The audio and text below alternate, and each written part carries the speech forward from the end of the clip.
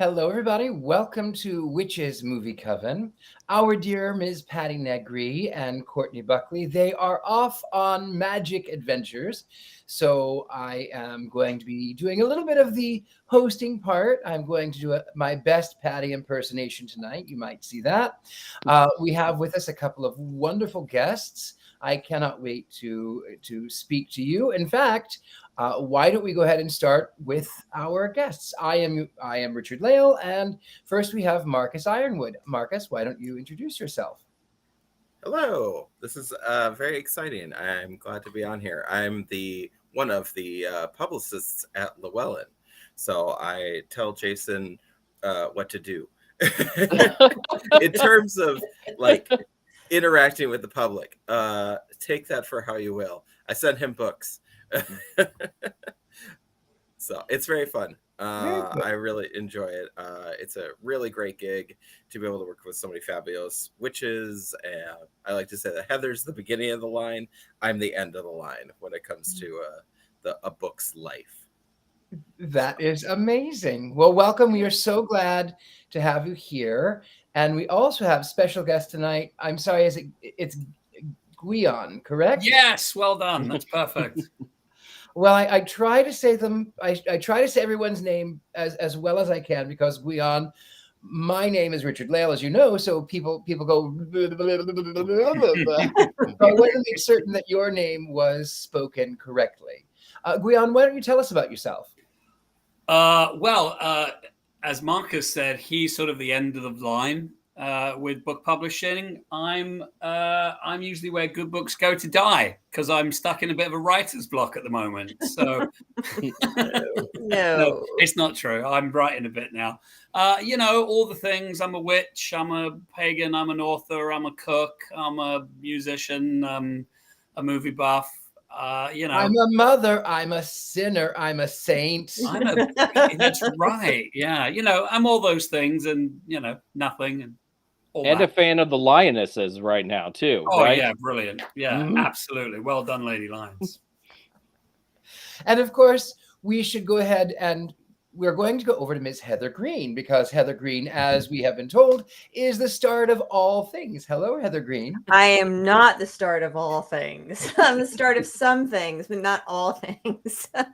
I am an author and I am an editor at Llewellyn. That's how what Markus was referring to. I'm an acquisitions editor, so I bring the authors in and usher them through the process till they get to Markus and beyond. I am also a journalist covering all kinds of things that are occult and witchcraft for mainstream media, which is super fun interacting in that world. I work with wonderful authors, and I also wrote my own book because I am a film historian. You can tell I'm a Gemini, right? Like all the things are happening at once. Lights, Camera, Witchcraft, which is the definitive guide to witches and witchcraft represented in American movies. So that's who I am. Thank you, Heather Greene. Always a pleasure. And now we go to Goldilocks himself. Back after another week off. Heather is the alpha. Markus is the omega. They are the beginning and ending of all things Llewellyn. I'm Jason. I've written 9 books for Llewellyn. Some of them have even been successful. So that's been exciting. And I've spent much of my summer traveling from pagan festival to pagan festival throughout the United States. This is my latest book. This is Modern Witchcraft with the Greek Gods, which came out in December. Yeah. So good to be back. I miss my family when I'm away from you all. It breaks my heart when I'm not on the show. Well, we miss you too. We always miss you. We always miss you. And I'm so glad that you are back for this one because we were considering doing Sword in the Stone. That was my idea because it's only 80 minutes. I didn't have a lot of time, and I was like, let's do a quick movie, not a 2-hour and 20-minute movie. And I was outvoted. Oh, is that all that it was? 2 hours? It seems like it goes on forever. Let's take it away. Speaking of which, we are doing the 1981 classic. It is called Excalibur. Excalibur, of course, not the hotel in Vegas. That would have been far more exciting. Heather Greene is actually here dressed as Morgan Le Fay, and that's why she's so lovely and her shiny and Heather, you should show your hair because It's it the was- pony, Heather. Yeah. It's the pony. I can't. I don't know which way Mhm. to turn. Is that Heather Greene or is that Heather Mirren? I can't tell. I'm so confused. Exactly. So confusing.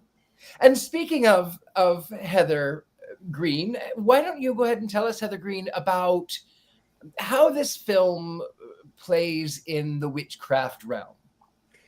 Okay, so this being a joint film that was made by the UK film industry and the US film industry, although mostly by UK, I didn't focus tremendously on it, similar to some other films we've talked about, because my book was particularly on American film, and there's a reason. You can read about that in the introduction when you buy it.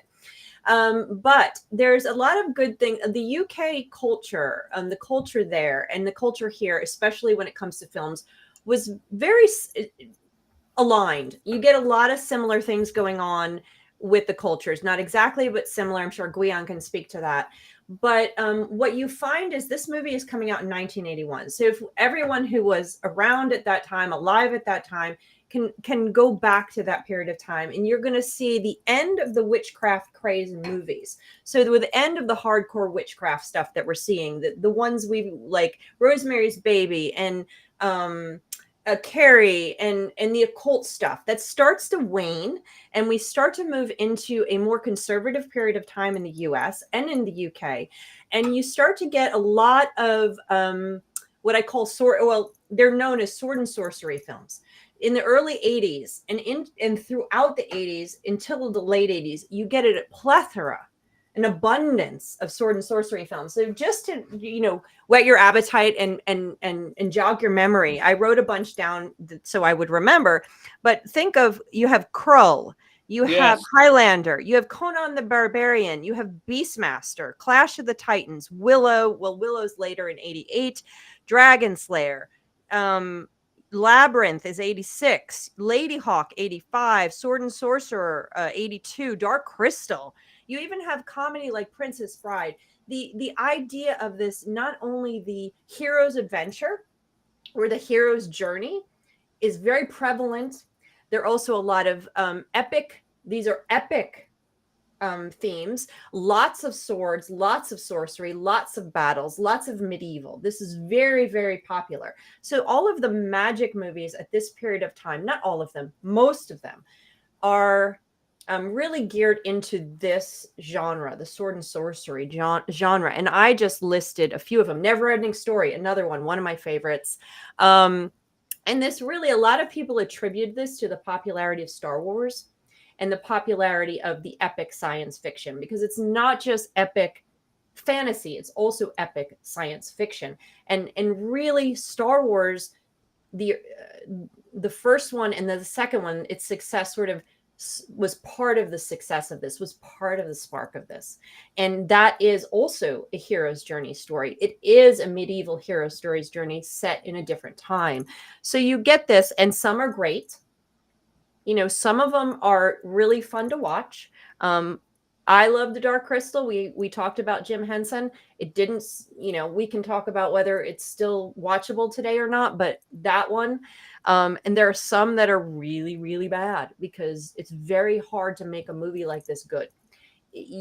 Really, really, really tough to make a really good Lord of the Rings from the 2000s.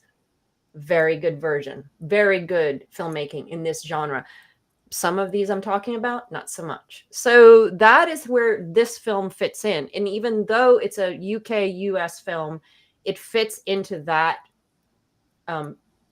that motif, that thread, that popularity of what was going on at the time in the early 80s. And there are a lot of Christian themes, there's a lot of religious themes. Again, this fits into what was going on in a conservative period of time that was really trying to right itself and figure out the morality and ethics after a very tumultuous progressive period. You also had sort of the rise of Dungeons and Dragons at the same time. Exactly. And this plays directly into that and the popularity of that particular game. Also, let us never forget the awesomeness of the Saturday morning Dungeons and Dragons cartoon show. Perhaps one of the 5 greatest cartoons ever made. Wait, what about Grayskull. He-Man. Masters of the Universe, Masters of the Universe. Same Skeletor, Beastman, the figures Jason collects. Hey, I totally see you on that. That's good. That's all good. That's absolutely true. And for those who may not have seen the film, because there are a few of you, I always like to give a little bit of a synopsis so that people can follow along and they can understand what is happening. So for those of you who have not seen Excalibur, good for you. I can't wait till I get straight. You're giving it away too early. So this film is it's the story of King Arthur, and it goes like this. Captain Picard finds himself fighting Klingons in a land long, long ago, far, far away. And then there's a lady of a lake, and then there's a man who has intercourse with his sister, who is actually Arthur, and he produces a son who dresses like C-3PO, and then he kills his mother because she's now old, and there's a fog, and then He-Man comes out, and then Gargamel comes out and smashes the Smurfs. There's only, the cast is great. I will tell you, the cast is great. You know, Sir Patrick Stewart and Liam Neeson and Helen Mirren and that guy. I don't know who that is. Oh my God, really? Oh my God. Only one of the finest actors of all time. Gosh. So who wants to go first and give their take on this hot take? On the movie? I would like to go first. Even though somebody in the comments said, given the weird languagey bits in it, that they hate the movie with a passion. I absolutely adore this movie. I watch this movie at least once a year, usually when I'm really looking for inspiration or when I'm missing England a lot and I want to connect back to England. I adore this movie. Now, just to be, particularly fair. To be fair, it came out in 1981. So you have to look at things like CGI didn't exist, right? A lot of the special effects that you might think of today didn't exist. So they did a tremendous amount with lighting. That was the real special effect that they used a lot of in this movie, was really clever lighting. But I'm going to tell you all the things I love about this movie before Jason and others destroy it for you. So first, the interesting thing about this movie, like when it came out, and Heather mentioned a bunch of other movies that were sort of around at the same time or came after it. If you go back and you watch that list of movies, it's not supposed to be in England. Okay. So if you go look at other movies that were around at the time, this was the heaviest of the movies. It was weighty. If you watch some of the first scenes that come out, there's a thudding to the horse's hooves that you didn't find in other movies. There was heavy armor that was laborious to move around in. There's scenes where they're fighting in mud and blood and streams and whatnot. And it's a really hard slog. There's nothing easy about these fighting scenes. And if you look at all the movies that were done before, it was sort of the swashbuckling, daring do, very light armor, people running around. So this was the first movie that had some heft to it and some weight to it and a real darkness to it. And that was particularly different. There was also, again, for the time, lots of squishy, thuddy sounds as axes and swords and whatnot pierced armor.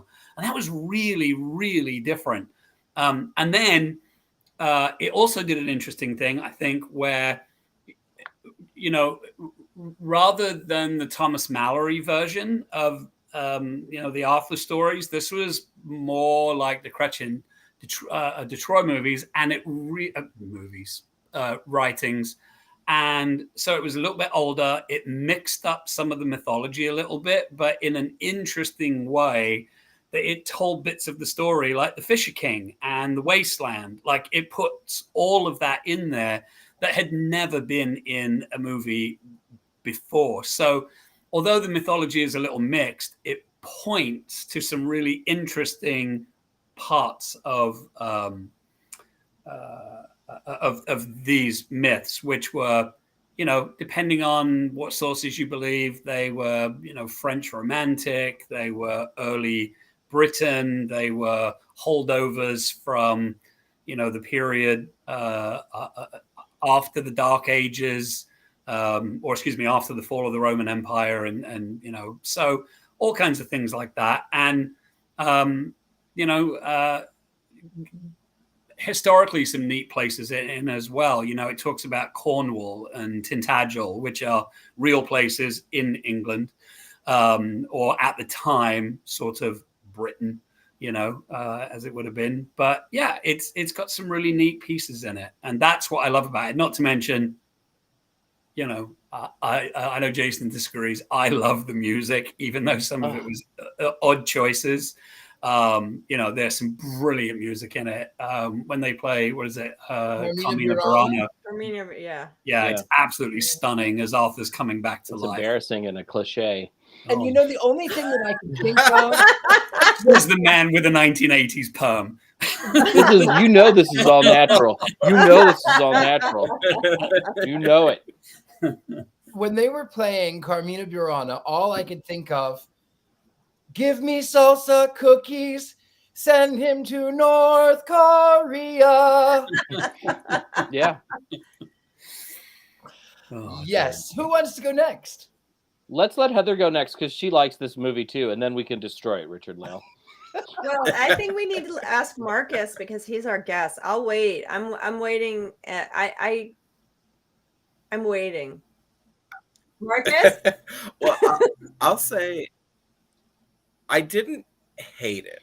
I didn't hate mind those it. 2 hours I and didn't 20 mind minutes. it. That's the proper word, the proper phrase for this. The show. I didn't Heather mind Greene it. is here. This is Heather Greene has. I didn't mind it. So you didn't mind it. I certainly didn't mind it. I was watching. For a little bit back. I took several Arthurian courses in college. I've loved the Arthurian story. Like I've read Mist of Avalon too many times in my teens and 20s. Not recently, but so I know the Arthurian stories inside and out. I was the little gay kid in the woods listening to Lorena McKennitt. Like I am the Lady of Shalott. Like at the loom. So I love Arthur stuff. So I'm like, ooh, Arthur movie. Like let's get into this. It was a trip. Exactly. It was heavy. I didn't quite think of using that word, but you're absolutely right, Gwion. It is really heavy. The armor is super heavy. They are in the mud. Like the lighting is either like high mirror polish, including on top of Merlin's head. That was a real choice that I would love to hear what other people think, because I'm not sure what that was about, but I love like all the tiaras and the jewels and the breastplate armor, like something about that just in my mind, like that crazy breastplate. But did you like the spray painted gold wall? I didn't know what to make of the medals, like especially when Lancelot is like losing his damn mind, and there's the Mordred is in gold and then in an egg, and when it gets trippy, that's where I was like, we've lost the plot. C-3PO right there, my friend. Fully. I was like, okay, it's the drum, the lost child. Come on now. Yeah, he lost me. That's what he lost child. He lost me. I was out. That's when I kind of lost faith in this ever coming back. It was really over the top in kind of a good way. I don't know. There was a lot about it. I love the wedding scene where everyone is like in that mirror polished armor and like almost has like popped collars worth of armor. I was just like, and like just enough like neck to be exposed to kind of like I don't know, it was interesting. And they're like chiseled lines. I gotta look at then there's that scene where he's dreaming and fighting himself and he's like all naked and stuff. I mean, I liked that. That was a great scene. Mhm. I like It feels that. like it was stolen directly from Empire Strikes Back. That's Mhm. that Yep. scene to me feels Yeah. like it was inspired by Empire, which had come out the previous year. Mhm. I know it Yeah. takes a long time to make movies, so maybe that's not the case. When Coming Luke off the goes heels into of the Empire, cave, it really looked Yeah. kind of cheesy. Yeah. the scene where Yeah. Luke goes into the cave. Yes. Yeah. Yeah. Yeah. Well, with it being 2 hours and 20 minutes long, how much was shot? I mean, the Arthur story is so long to condense it into one movie and get everything from the Fisher King to Morgan Le Fay to all these other pieces that involve the story. Like, that's a huge undertaking. Like, if something like this was done today, it'd be a 3-part. Yeah. Like Uther would be half or 3/4 of the first movie. Anyways, yeah, it was wild. It was wild. And I think that those earlier movies, like Heather and Jason just said, totally influenced this. Star Wars is kind of all over this in some very real ways. Mhm. So I don't know. It was wild. I would love to hear what other people think about the costumes because they were crazy. Well, Marcus, the bit you've said this a few times about like Star Wars was all over it. I know Heather mentioned that earlier. And it's really interesting, right? Because Heather mentioned the hero's journey, right? The kind of Joseph Campbell reference there. But if you think about it, Star Wars, it is the same story. It's a young boy looking to an unknown and uncertain future who meets up with an older mythical magician, Obi-Wan, and gets a magical sword to go off and fight the evil empire. It is exactly the same thematically, and there's other influences in that as well. So it's really lovely, and then it blends the myths again, sometimes successfully, sometimes not, but it blends the myths of Britain, England, Wales. It pulls on some Irish mythology as well in the movie that wouldn't necessarily have been in the myth. So, and then stuff from the continent as well, from France. So it really was all over the place, but in a delightful way, I thought. I'm going to jump in here, and I think we don't often talk about men in witchcraft at the show because 90% of the movies that we talk about, the witches and the magical people, are women. It's most American movies and shows that feature witchcraft and in movies are usually about women's empowerment and a woman's coming of age. That's what it's mainly an allegory for. And I'll talk about that over and over again because that's just a reality of what we see mostly. The most of the male witches don't have any kind of legacy. They don't have these kind of stories. And I talk about this in my book and where they fit into that, because these are usually not the hero's journey. And the hero's journey is, in Hollywood movies, the coming of age story for men. So for women, it's different. You're 16. It's the fairy tale is what we have for women for the most part. And take this or leave this as good or bad. I'm not judging. I'm just saying this is what Hollywood presents. Hollywood presents the woman's coming of age as more like the fairy tale. The boy's coming of age is the hero's journey. And so you see it in Star Wars. You see it here. You see it in Harry Potter. That's exactly what Harry Potter is. The same thing. It's that hero's journey. That's what, and so when you see in magical movies a coming of age story, typically the boy is not magical, with the few exceptions. We tried it in the Covenant, didn't we? We love the Covenant. I didn't mind the Covenant, right? And it's nice to look at. It's a movie. I didn't mind it. It's a movie. It's a movie. It was but a movie. You don't really very rarely see it. No, in this case, the magical person is again not the male coming of age story, but that's what we're having here. And that's what most of these stories are. Dragon Slayer, exactly the same thing. Beastmaster, Conan the Barbarian. Most of the magical people in these are women around the sides who are causing problems, who are negative witches, who are evil witches associated with Satan, who are associated with badness, which is what you have in Morgan Le Fay here, or Morgana as she's called. So You even have the snake imagery with her. Mhm. exactly, there's at heavy the Christian, there's end. heavy Christian overlay in the morality and the ethics that are presented in these, and what's good. And usually the witch or the sorceress or the magical is usually in these cases a dangerous woman. So I'm just pointing that out now for my review of this film. I love and hate this film in so many ways. The things I love about this film, I love the lore, but there are moments in this, and the costumes are fun. There are pieces. There's moments in these films that are just juicy and just fun. I love the irreverence that way they treat Merlin.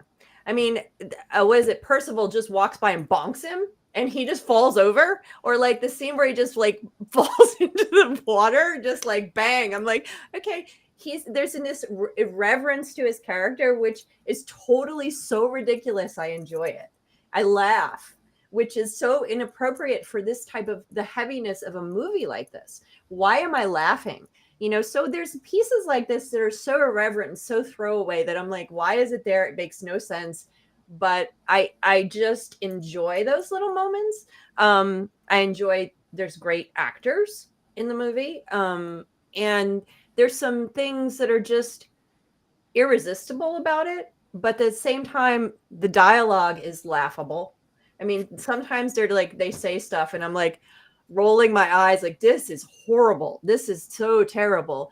And I think some of the timing, like too much time on the battle scene, too short time dealing with the affair between Gwion, I don't think the timing of the storytelling was exactly on. So there's a lot of problems with it, but it's a cult film. People love it. And it didn't change anything. What it did do, though, was really launch a lot of acting careers. Mm-hmm. And it has a place and it survived. I think the depth, the heaviness, most of these films didn't have the level of nudity in it that we see in this film. The heaviness, the blood, like you said, in American films that started more in the 60s and 70s, where you start to see that level. But here's something that was hysterical. There's just weird moments. So when she has the sword, when Guinevere has the sword in the cloth towards the end and is giving the sword back to him after everything had happened, he pulls the sword out of the cloth, right? And there's a metal sound of him taking it out of a metal sheath. There's like there's no sheath. Like, where did that? She was holding it in a cloth. Where did that metal come from? I'm like, so there's just like these little bizarrities that are like silly. And, but there's just, in all of its ridiculousness, there's something about it that I just, I'm like, I just enjoy. There's something about it I just enjoy. So I'd rather watch this than The Muppets Wizard of Oz. Sorry, Richard-Lael. No, you know what? I agree with you wholeheartedly on that one. I agree. 100%. There's just something about it, something about Mary. I'm just saying that. I'm torn. I would almost rather watch The Muppets Wizard of Oz. Oh, okay. Let me preface this. Okay, this is an Arthurian encyclopedia, and I own many things like this at the house because I love the stories of King Arthur. Mm-hmm. I wish they could get it right in a movie, and they never have. Yeah, this one comes maybe the closest, but it's still absolutely wrong in so many ways. I think it is a noble failure, right? There are parts of this movie that maybe were good, but the problem is that there are too many parts that are bad. There are actors who are completely miscast. Nigel Terry is not my Arthur, especially early on when he's drawing the sword from the stone and he's supposed to be 19. It was like, I wouldn't follow that. I wouldn't follow him into a supermarket, right? I mean, I was like, wow, like I'm supposed to believe this is King Arthur? That Courtney, like they do it better in The Sword and the Stone sometimes, and that hurts me to say out loud. Well, they did it better in Monty Python in some places Yes, as well. Is they in did do it Monty better in Python, Monty Holy Python in Grail. some places. And you know, Absolutely. but in all of those fight scenes, the only thing that I heard in my mind was "'Tis but a scratch." It's so It's only a true. flesh wound. And yeah. All right then, we'll call it a draw. You know, like I was kind of expecting something like that a few times. The armor's beautiful. I mean, that might be the best part of the whole film are the costumes, the armor. The performances are really hit and miss. I didn't like Lancelot particularly a lot. I was like, I could best that guy, and I can't win a fight with my cat. So that didn't ring right. I think I told Gwion too because we were talking about this. One of the things I really dislike about this film is the soundtrack. I like the music of Richard Wagner. Don't get me wrong, but to hear it all of a sudden in a King Arthur movie when it's so recognizable already is really unsettling. And then you're kind of having a traditional, like, kind of medieval music in the background in places, and then there's the bombast of the Wagner and the other thing we've already made fun of that I can never remember the name of. Carmina Carmina Burana. Burana. Yeah, and it just doesn't Which is work. 30s, It by doesn't the work. way. John Williams was in his prime at Yeah. this particular period in the world. Like, there's not a theme for Excalibur. There's not a theme for Arthur or Right. Lancelot or Guinevere or Morgana. Are you kidding me? What a wasted opportunity. Yeah. I could continue to nitpick this movie for a while. It just sometimes a movie has nice scenes, but they don't really come together as a story. And Jason, I really feel that's the case in this agree with film. you. Sorry, Jason. I didn't mean to do that. No, it's all good. No, I completely agree with you. And it's like the things I like about it that draw me in are these little pieces. And it's not coherent. It doesn't it's almost disappointing because it had enough things in it that could have been good. But these type of movies are so difficult to make. Yeah. They're so difficult. And if you look at the list of movies I listed that fall into the sword and sword, how many are good? How Only many? Troll. None of them, and they're Only worse Troll. than this one. Virtually all of them are They're- worse. they're Oh really no, all- Conan they're the really all bad. Barbarian with Arnold Schwarzenegger. Come on, Yeah, talk No. about dialogue. The first Conan movie might be the best out of all these, and boy, is that saying a lot. I mean, Yeah, it's saying they're a all lot. pretty bad. Yeah, it's like they focus so much on trying to set a theme and set you into this world that they fail to deal with the acting, the storyline. All of these things are so mediocre and so disjointed, and this was the opportunity where you had a story already before you that you didn't have to, and they. Yeah, there's a disappointing level on this, but there's something about Helen Mirren's character, and there's these pieces like I love watching her. I love watching her, even though her lines and her delivery's fine, even though the dialogue written for her is terrible and it's silly and all of this. It's just there's pieces of this, like I say, there's nuggets that I really enjoy, and so hence my costume. Yeah. It is fun to I, yell Liam Neeson right while you're watching the movie because I had to, like, it woke my wife out of her slumber while we were watching this movie. And of course, I'm super excited to see Captain Jean-Luc Picard in this film. And Patrick Stewart has never looked like more, like a badass than he does right here in this film. I agree. Yeah. I have to admit, they're not on the screen very much. They were not on the screen, and you're right, Jason. I more Patrick Stewart would have maybe made the film a little bit better. Yeah. Yeah, but Patrick Stewart, he wasn't any movie and TV wise, he wasn't anybody. He was a great actor at the RSC, but he wasn't. This was one of his first movies. Same with Liam Neeson. This is some of the first times they were on screen. Gabriel Byrne, who we haven't even mentioned, was Uther Pendragon, and what a powerhouse he is as an actor, or has been as an actor. And in many cases, these were the first times these people were on film. And it's interesting because we criticize it a lot, but I think the budget for this film was $10 million, and it made, I think, about $40 million. So, great for the investors, I'm sure. But $10 million, you couldn't hire Patrick Stewart today for $10 million to be in a movie. So it's amazing what they did with that.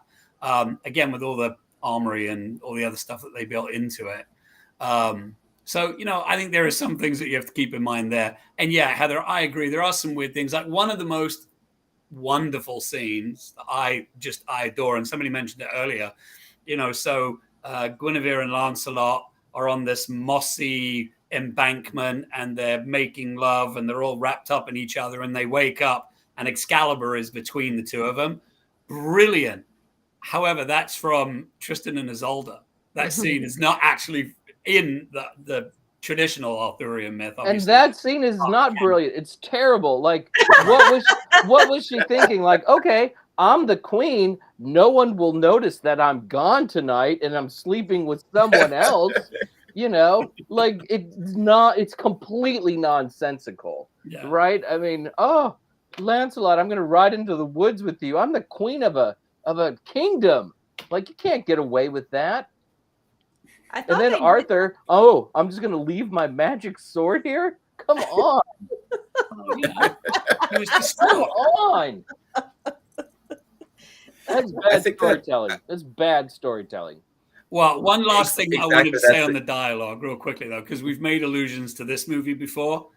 Now, I'm the biggest Star Wars nerd on the planet, but go back and watch the dialogue in the original Star Wars movie. It's horrendous. And the plot flaws, horrendous, right? Like, it's just bad. And Princess Leia, who I love Space Mom more than anybody else, but like her interesting accent changes throughout the first movie are terrible. So we do also have to put this in context of the time, I think. I want to address something that someone just said. I don't like when people tell Morgana's story incorrectly. She was not a bad fae. So this is a really important point when we're talking about witchcraft and witches. So speaking to John Matthews, and if you don't know who John Matthews is, he's an Arthurian scholar. He's in the UK. He's brilliant. He has deep knowledge of all of this stuff. And in the working with my book, I had to decide whether Morgana was considered a witch or not, because although the U.S. Film industry did not do a whole lot of Arthurian stories throughout its history, interestingly enough, they do appear on occasion. And so is she a witch or not? And he will decidedly tell you no. She is absolutely not a witch. So, yes. And in the case of this movie was, remember, this is the beginning of the Satanic Panic. This is a backlash against the progressive eras, a backlash against everything that happened in the 60s or 70s. Most of these films do have a Christian overlay that have a very good versus evil situation where magic tends to be evil or silly. So sometimes you'll see a silly character that's doing magic bumbling around, similar to what we see in like Sword in the Stone, which is Jason's favorite movie. And we see evil female witches or evil sorcerers. And so a lot of these movies have that. And it's a very black and white, very good versus evil Christian overlay that we see here. And so that's the role in this movie that she plays. And that happens very frequently. So what you said, Haley, was, it is upsetting because you are seeing that dichotomy, or seeing this magical woman, whether she's fae or not fae or whatever she is being put in the role of evil witch, which, is not necessarily the case. And of course, Mists of Avalon kind of rolls that on its head when you read the book. And we won't talk about the movie they made of that at this point. Yeah, that was a movie. We can go there another time. I mean, Merlin, though, is clearly like a pagan figure, though, right? Oh, yeah. So the Christianity is sort of there, but I don't think it's a full-throated endorsement of the Christianity. No, but it's interesting, right? They do have to find the Grail. But like the idea that you're going to have a land without Merlin is, pretty damaging, right? And not necessarily an endorsement of letting go of that magic. I would argue against that. But go ahead, Gwion. No, I was just going to say that's the interesting thing about the Arthurian canon. I mean, outside of this movie as well, but certainly in this movie, is the whole idea, right? That it was and I'm going to really simplify this, but it was the old ways versus the new religion, right? Like that is the tension that's in these stories without a doubt. And, Arthur, the whole piece about him, sort of withering away is because he lost his connection to the land. And some of that, if you look at, is that he chose the wrong goddess to marry, right? So there's his sister, the Morgana love affair kind of thing that goes on. But he chose, because he thought it was the right thing, he chose Guinevere, who was the Christian, right?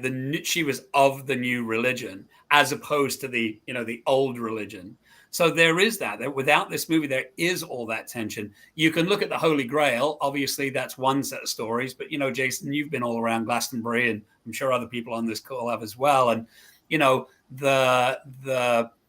the Grail, maybe it's Christian. I mean, it's certainly Christianized now. But was that the matter of Britain, right? Like, was that actually going back further into some of the original myths from the Welsh triads, right? So there's lots of things like that in the movie where it absolutely clashes and overlays. You bring up a good point though about the idea that he was with the wrong person, so the land suffers, right, which is very much a pagan idea. Yeah, and it's all through Welsh mythology and British mythology. Yeah, and then he had to kind of redeem things at the end, and also while watching the film, like, we're going to go out and find the Grail to save to save our country. And I'm like, yeah, because the Holy Grail of Jesus would definitely be in England.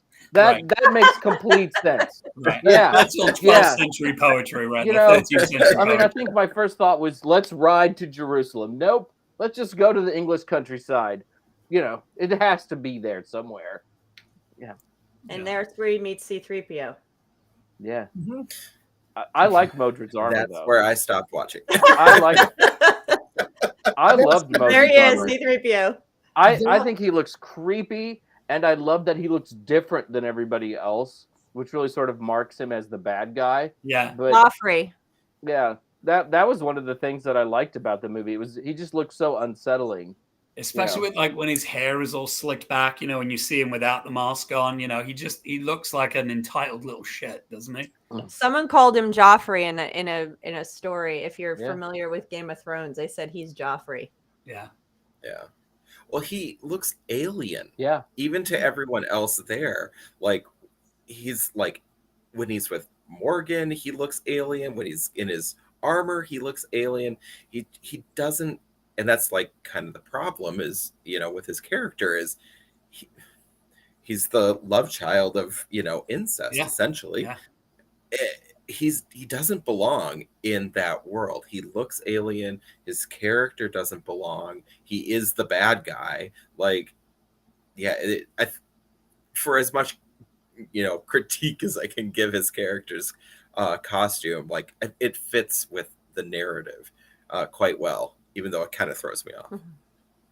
He's also like svelte in a way that the other characters aren't, like the way his armor looks. Yeah. Everybody else looks very big and bulky, and his armor almost looks sleek. It's really different. In reality, that armor would not.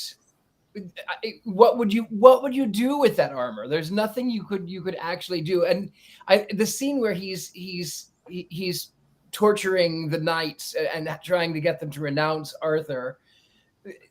They're so much bigger than he is, and this is clearly plastic, spray painted plastic. It'd be great for a Friday night date. I've worn worse. And this movie was nominated for, I think, a couple of Oscars. That's a question. Yeah, it was all set design stuff. Yeah, right? It was like lighting and photography and stuff. Obviously not for actors. No, this movie, like if you go back and you read the reviews, there were 2 types of reviews from this movie. Brilliant and what the hell were they thinking? Those are the only 2 types of reviews. It was either panned or praised. There was nothing in the middle. There was some people that recognized, like, like I have said, and like some of us have said, there's pieces of this that are really good, but there's pieces of this that are really problematic. And so I think you see some mixed reviews, but it was not it's a cult film. It's one of the films we chalk this is not necessarily for everybody, but it's a cult film that people just love to watch. I mean, I went to, and I can talk about this for a minute, is several years ago, I went to Dragon Con dressed in my Morgana costume with a good friend of mine who was dressed as Merlin. And so we walked around, and I don't know if our producers have that shot of us, but we walked around Dragon Con in our costumes, and it's very rare you see people cosplaying from this movie. And so we got a lot of everybody was older, because everybody that saw the movie were older, and they were like, oh my goodness, look at you guys. So that was really fun. It is something that people recognize. It is some people of a certain age really love. So there is a cult following for it. But there's one thing I want to bring up that we haven't talked about yet, and that is the charm of making, which I'd like to recite right now. Oh, so glad. If anybody, if smoke starts to come out of my mouth, I may have to turn the camera off. So, Anal Nathrak Uthras Bethu Dokhel Dienbe. Yeah. Anal Nathrak Uthvas Bethu Dokhel Dienbe. Anal Nathrak. And that's the best line in the whole film. I love it. It is. It's one of the classic best charms that we see in movies. People recognize this if they love it. Anal Nathrak. Yeah. And I just love to say that. I just like to say that first part. It's very cool. Yeah. That's the best part of the movie almost. That one scene where they are in there and she's repeating it. There it is. There's my photo. there we are. Fabulous. We walked around Dragon Con dressed like that. And if you wondered if Heather was evil, now you know. It's all out there. There we are. We have photographic proof of Heather's evilness. She's right there. You know what I love, Heather? Because now that you're saying it, like I'm just picturing the scene, because Merlin says it a few times, but there's that great scene where he encourages, shall we say, Morgana to say it, and as she's saying, he's like, "Oh, that's good, better than I ever was." His Nicol Williams voicing of that character is just brilliant. It's so cheeky. It's cheeky. I think that's a better word for it. It's not brilliant. I'm not so sure. Cheeky is good. There's moments where I'm like, why did he phrase something like that? That was weird. But yeah, Anal Nathrak. I love just saying it. Yeah. So the weird thing about it, right? So Jason, you'll love this reference. Maybe Markus, you'll get this. A few others might. So in the vaunted and esteemed book, The 21 Lessons of Merlin. Oh no. Oh no. No, it's not vaunted or esteemed. I jest. But in that book, which is terrible, they mention that this is an old Welsh charm. So first of all, it's not Welsh. No. It's not remotely Welsh. No. It's sort of middle-ish Irish, oldish Irish, but it doesn't actually mean what it says. It's mostly gobbledygook. But in the 21 Lessons of Merlin, it basically says this charm has been handed down to us over the centuries as it was originally written. How many Druid writings do we have? 0. Actual Druid writings from 2,000, 4,000 years ago? How many? Oh, yeah, 0. 0. So it's a mess. But I was at a pagan festival, I think in Oakland, and my apologies in case anybody watching this is one of those folk. But there were a group of people that got up and to open the pagan festival recited Anal Nathrak Vas Buthaid as like the opening prayer. And I was like, oh, God. Oh, really? No. Yeah. But at the same time, that's a choice. But I will say, though, magic evolves. And, when we think of even, Star Trek, and it actually was a Jewish blessing that you would bless people. And even the horned magus in Italy, that was a symbol of blessings and driving away evil. And then now it's associated since the 80s with heavy metal.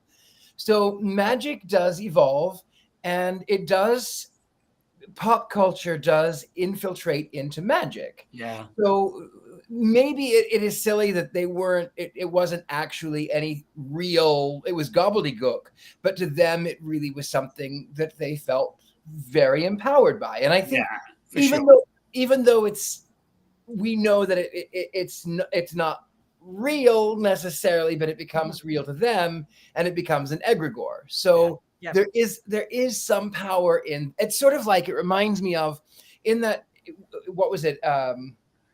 It was that Tim Allen movie where they The Santa Claus. no, it was a knockoff of Star Trek. I know which one. Galaxy Quest.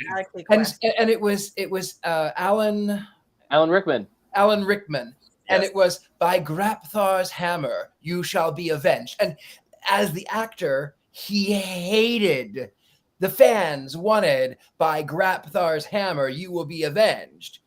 And then it turns up when he's trying to save someone and he needs to help this guy channel his strength, he says, by Grapthar's hammer you shall be avenged, or Trelluck, or whatever he's saying. And it's just a little mantra that helps them in the moment. It's silly, perhaps. It's not really what it means, but it means something to them. And I like the fact that magic does evolve that way. Yeah, that's very true. I think that it's important to add on to what you're saying here. And I did a study on this, and I have an unpublished paper on this, is the importance of pop culture and its relationship to spirituality and religion. And that in many cases, as religion, as formal and traditional religions wane in our culture, pop culture takes the place. And you can see things like Dragon Con, like that I went to, and a lot of the conferences we go to as pagans, or a lot of other conferences that all of us have gone to, will take that place.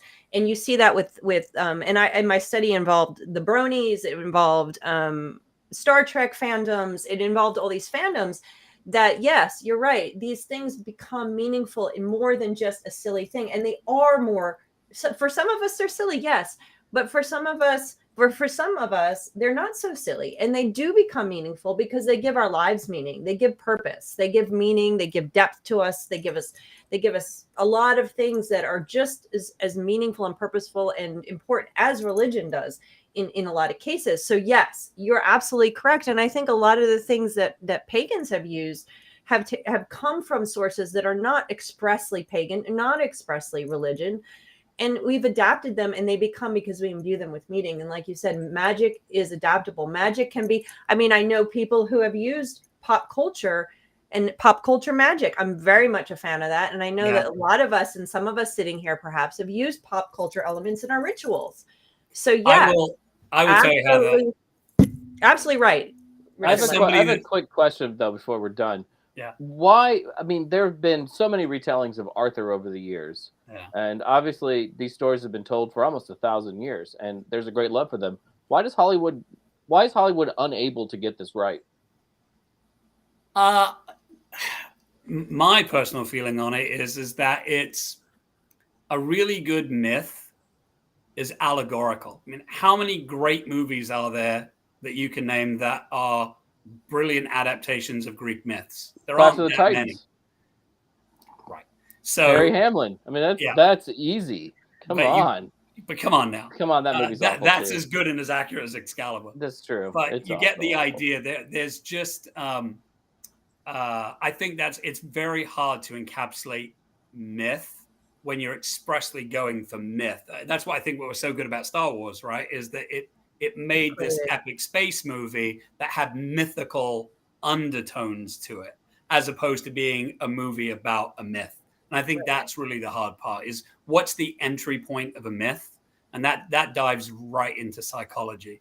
And one last thing that I just have to say, just because I don't want to be like the complete prick on the phone here, but the bit about pop culture and, Anal Nathrak being used, I'm all for it. It was disconcerting when I heard it, because those folks believed that they were speaking an ancient tongue. That's the bit that was challenging about it.